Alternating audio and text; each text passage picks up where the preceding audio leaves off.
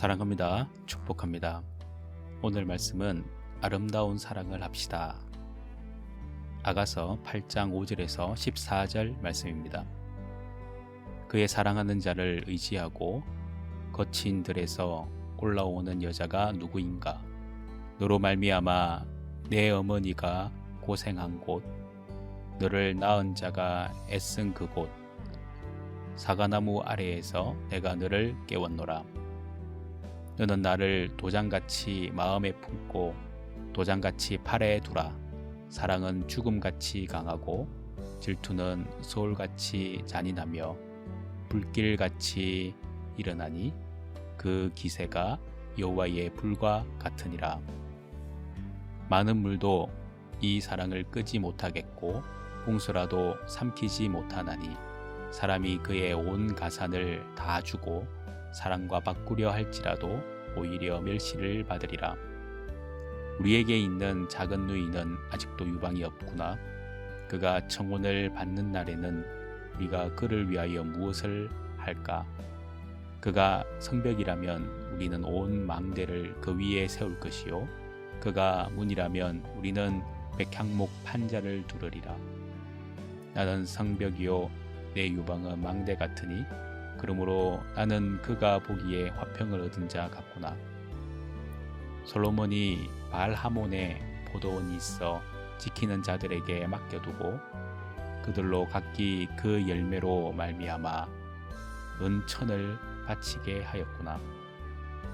솔로몬 너는 천을 얻겠고 열매를 지키는 자도 200을 얻으려니와 내게 속한 내 포도원은 내 앞에 있구나. 너 동산에 거주하는 자야, 친구들이 내 소리에 귀를 기울이니 내가 듣게 하려무나. 내 사랑하는 자야, 너는 빨리 달리라. 향기로운 산 위에 있는 노루와도 같고 어린 사슴과도 같아라. 아멘. 2018년 5월 21일 영국의 해리 왕자와 미국의 배우 메리 마클이 전 세계의 주목을 받고 결혼식을 올렸습니다. 이 결혼식이 세간의 화제가 된 이유는 신부 메리 마클 때문입니다. 전통적으로 영국 왕실은 엄격한 결혼의 전통을 지켜왔습니다. 그런데 이들의 결혼으로 그 결혼 전통이 깨트려진 거죠. 메리 마클은 캐톨릭 신자이고 평민이었고 이혼 경력자였고 흑인 혼혈이었습니다. 이 결혼은 왕자의 사랑이 엄격한 영국 왕실의 전통을 깨트렸다는 데에서 의미를 둡니다. 아가서의 사랑과 결혼도 마찬가지입니다.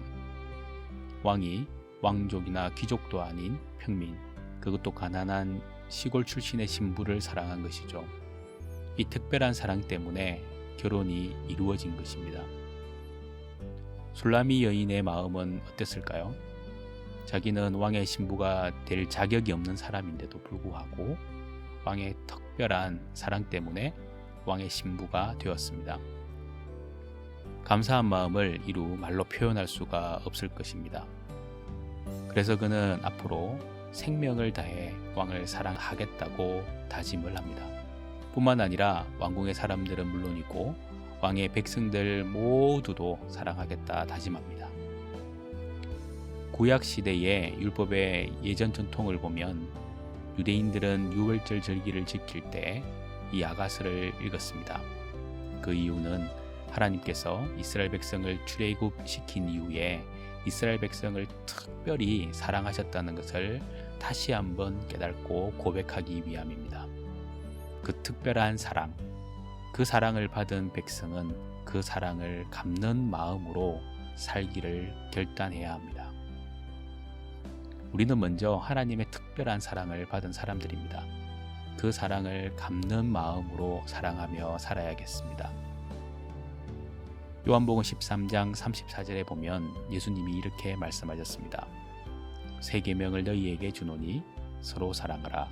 내가 너희를 사랑한 것 같이 너희도 서로 사랑하라. 우리가 해야 할 일은 서로 사랑하는 것이죠. 사랑은 미루는 것이 아니라 기다리는 것이 아니라 먼저 실천하는 것입니다. 35절 말씀에 너희가 서로 사랑하면 이로써 모든 사람이 너희가 내 제자인 줄 알리라 말씀합니다. 우리가 사랑을 서로 나눌 때 세상 사람들은 우리를 예수님의 제자로 인정한다는 것이죠. 사랑은 세상 사람들의 판단 기준이고 하나님의 판단 기준이 됩니다. 예수님은 먼저 우리를 사랑하신 뒤에 우리에게 서로 사랑하라고 말씀하신다는 것을 꼭 기억하시기를 바랍니다. 사랑받은 사람은 그 사랑을 갚기 위해서라도 사랑해야 합니다. 후회하지 않을 사랑, 그 아름다운 사랑을 해야 한다는 것이죠. 이 아름다운 사랑의 첫 번째 특징은 변함이 없다는 겁니다. 6절 말씀에 보면 너는 나를 도장같이 마음에 품고 도장같이 팔에 두라 말씀합니다. 술라미 여인이 왕에게 부탁하는 말이죠. 자기를 도장처럼 소중하게 여겨달라라는 겁니다. 구약시대의 도장은 재산의 소유권이나 자기 권리를 표시하는 데 사용되었습니다. 그래서 도장을 반지 형태로 손가락에 끼고 다니는 경우나 아니면 돌이나 금속에 새겨 목이나 발목에 묶고 다녔다고 합니다.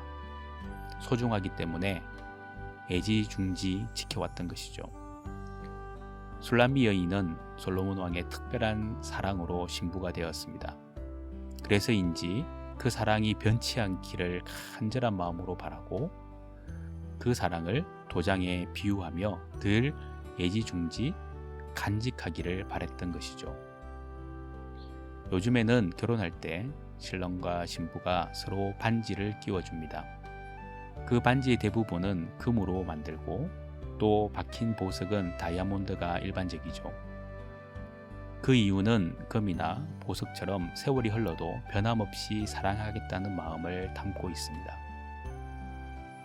그 반지를 끼울 때는 대개 왼쪽 네 번째 손가락 약지에 끼웁니다. 이 오래된 습관의 이유는 약지는 오므렸다가 펴려면 혼자서 펴지지 않고요. 다른 손가락들이 함께 펴져야 펴집니다. 가장 약한 손가락처럼 보이죠. 다른 손가락에 도움이 있어야 하는 손가락이라는 겁니다. 그래서 반지를 이런 약지에 끼워주는 것은 당신이 약할 때 변함없이 늘 당신 곁에 있고 사랑하겠다라는 약속의 표시이기도 한 것입니다. 그리스도인들은 사랑을 해야 합니다. 그 사랑은 변함이 없어야 합니다. 세월이 흘러도 상황이 바뀌어도 변함이 없어야 합니다. 그래서 6절 하반절의 말씀은 사랑은 죽음같이 강하고 질투는 소울같이 잔인하며 불길같이 일어나니 그 기세가 여호와의 불과 같으니라 말씀합니다. 죽음같이 강한 것이 어디 있겠습니까?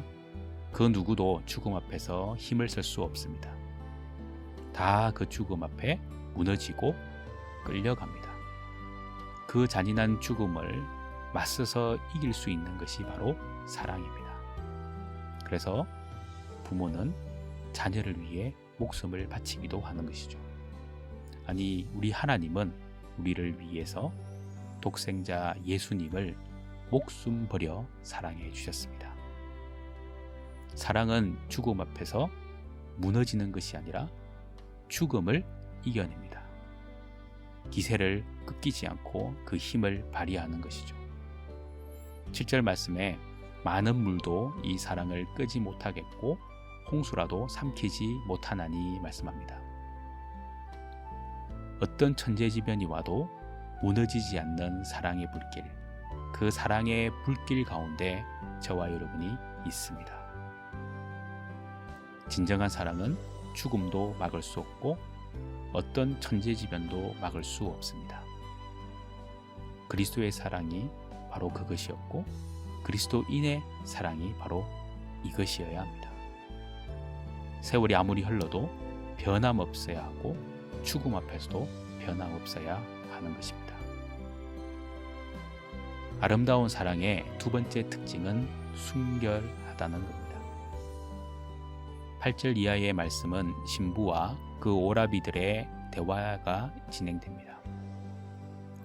그 그 오라비들이 이렇게 표현을 하죠. 이 어린 누이가 아름다운 신부가 될 때까지 순결하게 지켜주고 보호해주고 싶다라는 것을 표현합니다. 9절에 보면 그가 성벽이라면 우리는 은망대를 그 위에 세울 것이요 그가 문이라면 우리는 백향목 판자로 두르리라 말씀합니다. 오라비들이 누이의 순결을 지키기 위해서 최선을 다하겠다는 다짐입니다. 고대 사회에는 치안이 어렵기 때문에 가족들이 지켜줍니다. 끝까지 지켜주는 것이죠. 이게 바로 오라비들의 마음입니다. 거기에 맞추어서 신부는 고백을 합니다. 12절입니다. 솔로몬 너는 1000을 얻겠고 열매를 지키는 자도 200을 얻으려니와 내게 속한 내 포도원은 내 앞에 있구나. 솔로몬 왕에게 포도원은 셀 수 없이 많을지 모르지만 신부 자신에게 포도원은 딱 하나 있습니다. 솔로몬 왕은 그 많은 포도 열매를 많은 사람과 나눌지 몰라도 자신은 그 포도원의 열매를 신랑인 솔로몬 왕과만 나누겠다라는 것이죠. 이렇듯 사랑은 순결해야 합니다. 한 사람에게 정한 마음을 주는 것이죠. 한 번 준 마음이 변하지 않도록 마음을 지키는 것입니다. 상황이 변한다고 마음이 흔들리지 않도록 지켜야 합니다.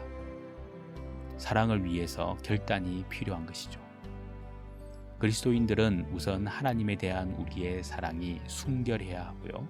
끝까지 오직 하나님만 사랑해야 합니다. 가나안 정복을 마쳤던 여호수아는 이렇게 고백합니다. 여호수아 24장 15절 말씀에 보니까 너희가 섬길 자를 오늘 택하라. 오직 나와 내 집은 여호와를 섬기겠노라 하니. 이런 신앙의 순결이 우리의 삶이 되어야 합니다.